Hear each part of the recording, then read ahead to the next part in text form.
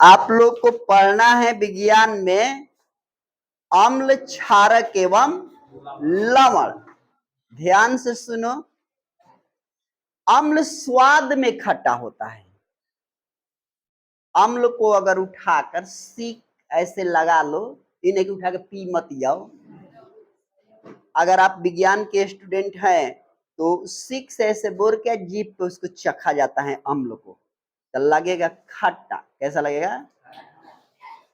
ये नीले लिटमस पत्र को लाल कर देता है। अगर आप नीला लिटमस पत्र लाते हैं, उस पे अम्ल डालिएगा तो उसका रंग कैसा कर देगा? लाल कर देगा। यानी लिटमस से अभिक्रिया करके अम्ल जो है रंग उसका बदल के क्या कर देता है? क्षारकों का स्वाद जो है कड़वा लगता है। जो क्षार होते हैं, क्षारक, उसको अगर चखिएगा तो कड़वा लगेगा। ये लाल लिटमस पत्र को नीला कर देता है। क्षारक जो होते हैं लाल लिटमस को कैसा कर देंगे? नीला कर देते हैं। तो यह नोटिस करने वाली बात है कि अम्ल स्वाद में खट्टा होता है, जो लिटमस पत्र को लाल कर देता है। क्षार जो होता है कड़वा होता है, ये लाल लिटमस पत्र को नीला कर देता है। अब लिटमस पत्र क्या है? तो यह एक प्राकृतिक सूचकांक है। सर्च करने के लिए अम्ल या किसी प्रकार की चीजों को करने के लिए प्राकृतिक सूचकांक है, यानी प्राकृतिक प्रदत्त है लिटमस पत्र। अम्ल क्षारक सूचकांक रजक या रंजक के मिश्रण होते हैं। यानी अम्ल क्षारक जो होते हैं, सूचकांक जो होता है अम्ल क्षारक का सूचकांक, वह रंजक या रजक का मिश्रण होता है। यानी दो चीजों को मिलाकर बना होता, जिनका उपयोग अम्ल तथा क्षारक की उपस्थिति को सूचित करने के लिए किया जाता है। अब किसी घोल में अम्ल है कि क्षार है, इसको हम पता कैसे करेंगे? आपको कोई विलयन दे दिया जाता है, विलयन यानी घोल दे दिया जाता है, जैसे आप पानी और शरबत को मिलाकर घोलते हैं ना, उसी ढंग से घोल दे दिया जाता है। अब कहा जाए कि आप इसको बतलाइए बिना चखे कि अम्ल है कि ये क्षार है, तो उस पीरियड में आपको क्या करना है? लिटमस पत्र को लेकर इसमें क्या करना है? ऐसे डालना है। अगर आप डालते हैं लाल हो जाएगा तो क्या हो जाएगा? वो अम्ल हो जाएगा, और नीला हो जाएगा तो क्षार हो जाएगा। ऐसे ही पकड़ लोगे। समझा? आगे है, विलयन में अगर हाइड्रोजन धनायन के निर्माण के कारण पदार्थ की प्रकृति अम्लीय होती है, विलयन में साथ अभिक्रिया करके हाइड्रोजन गैस या लवण का निर्माण करता है। कहता है कि अगर विलयन जो है, मिश्रण जो है, अगर वो धनायन है, हाइड्रोजन धनायन है, यानी ऋणायन नहीं है। अम्ल जो होता है ऋणायन और धनायन दोनों होता है। बैटरी में कैसे आप लोग एक तरफ से ऋण की खूंटी होती है तो एक तरफ भिन्न धन की, एक और प्लस एक और माइनस होता है ना बैटरी में। तो धारा जो है, बैटरी की धारा जो है, अम्लीय प्रवाह करते हुए उसमें क्या होता है कि ये धनायन से ऋणायन की ओर जाती है। धनायन से ऋणायन की ओर ही क्यों जाती है? तो अगर पानी यहाँ डालिएगा तो उच्च की ओर जाएगी कि निम्न की ओर जाएगी? निम्न की ओर। जस्ट लाइक करंट जो होता है निम्न की ओर ही प्रवाह करता है। यानी धन से, धन जिसके पास संपत्ति है वो दान करेगा, कंगाल क्या दान करेगा? तो धनायन संपत्ति युक्त है और ऋणायन जो है कंगाल है। तो धनायन से ऋणायन की ओर धारा क्या होती है? प्रवाहित होती है। वहीं यहां पर कहते हैं कि, कहता है कि अगर जब जल में अम्ल या क्षारक मिलाने पर आयन की सांद्रता प्रति एकांक आयन में कमी हो जाती है। कह रहा है कि जल में अम्ल को या क्षारक को आप मिलाते हैं, अगर उसकी सांद्रता प्रति एकांक कम होती है, यानी उसका घनत्व, मिश्रण जो पतलापन होने लगता है, तो उस पीरियड में इस क्रिया को हम लोग तनुकरण कहते हैं। क्या कहते हैं? तनुकरण कहते हैं। किसी विलयन में उपस्थित हाइड्रोजन की सांद्रता ज्ञात करने के लिए स्केल विकसित किया गया है, जिसे पीएच स्केल या पीएच मान कहा जाता है।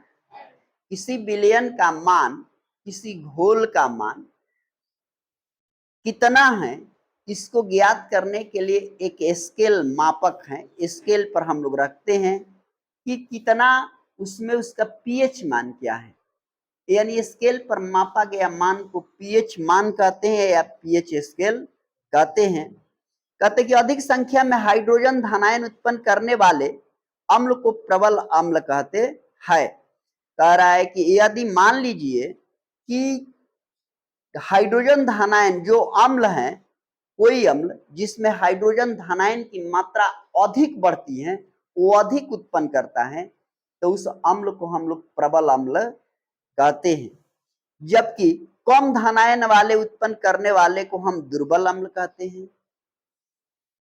अर्थात जिस अम्ल में धनायन हाइड्रोजन की मात्रा ज्यादा होती है, हाइड्रोजन धनायन मात्रा ज्यादा उत्पन्न होती है, तो प्रबल हो जाएगा। और जिस अम्ल में, जिस विलयन में अगर मान लीजिए मात्रा जो है हाइड्रोजन धनायन की मात्रा कम होती है, तो निर्बल हो जाएगा। आगे है कि अगर प्राणी केवल संकीर्ण पीएच प्रास में जीवित रहते हैं, वर्षा के जल का पीएच मान 5.6 से कम होता है। आपके यहाँ वर्षा होती है, वर्षा के जल का पीएच मान कितना होता है? 5.6 से कम होता है। तो याद रखिए कि वर्षा के पीएच मान 5.6 से क्या होता है? कम होता है। पूछ सकता है एग्जाम में कि वर्षा जल के पीएच मान क्या है? तो 5.6 से कम।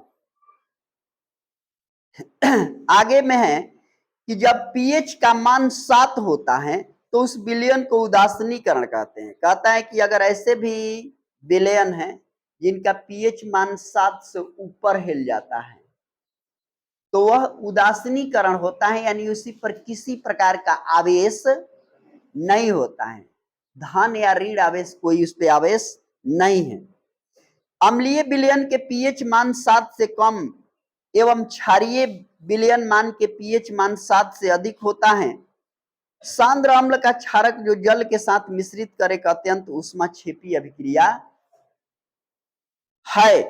कहते हैं कि मुंह के पीएच मान 5.5 से कम होता है पर दांतों का क्षय प्रारंभ हो जाता है। ये मुंह जो है, मुंह का पीएच मान क्या है? 5.5 से कम होता है और दांत का ये क्षय जो है, क्षय होने लगते हैं, खराब होने लगते हैं। कहीं दांत यहाँ कट जाता है, कहीं टूट जाता है, कहीं दर्द करके कबारना पड़ जाता है। तो इस तरह से दांत क्या होते हैं? क्षय होने लगते हैं, खराब होने लगते हैं। कहते हैं कि दांतों का इनेमल कैल्शियम फास्फेट में बना होता है, जो शरीर का सबसे कठोर भाग होता है। Enamel calcium phosphate.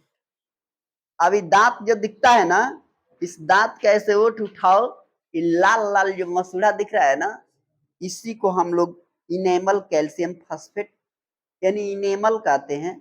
जो calcium phosphate, enamel calcium phosphate का बना होता है, ये बहुत हार्ड होता है। अगर हार्ड नहीं होता तो ब्रश अनधुन चलाता है सब, रगड़ रगड़ के क्या होता है? हटता जाता है, दांत हाथ में आ जाता है।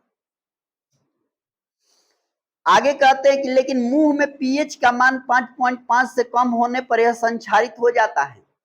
यदि मुंह के पीएच मान 5.5 से कम हो जाएगा तो संक्षारित होने लगेगा, खराब होने लगेगा। अर्थात कैल्शियम की मात्रा इसमें कम होने लगेगी तो क्षय होना शुरू हो जाएगा, खराब होना। तो कैल्शियम की मात्रा बनाए रखो। अब कैल्शियम की मात्रा बनाने के लिए क्या कीजिएगा? पोषण युक्त आहार करिए, दूध पीजिए, नहीं पीती है तो खराब हो जाएगा। मीट खाइए, मीट खाती है तो खाओ दम भर। कहते हैं कि लवण के एक सूत्र इकाई जल के निश्चित अणुओं की संख्या को क्रिस्टलीय जल कहते हैं। कॉपर सल्फेट के एक सूत्र इकाई में जल के 5 अणु उपस्थित होते हैं।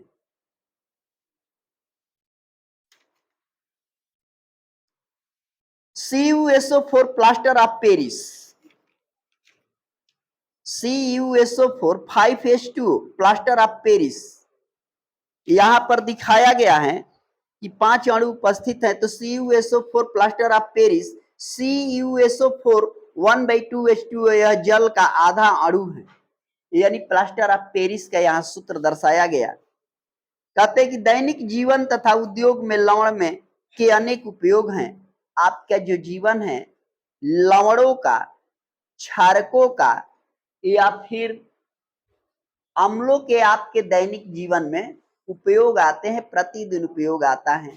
कभी कभी आप लोग देखते हैं मछली बनती है तो मछली में इमली का प्रयोग होता है, हाँ? मीट में टमाटर का प्रयोग होता है, नहीं डलता है क्या है? ये सब दैनिक जीवन में इन सबों का प्रयोग करने से क्या होता है, उसमें अम्ल या क्षारक या लवण की प्राप्ति होती है।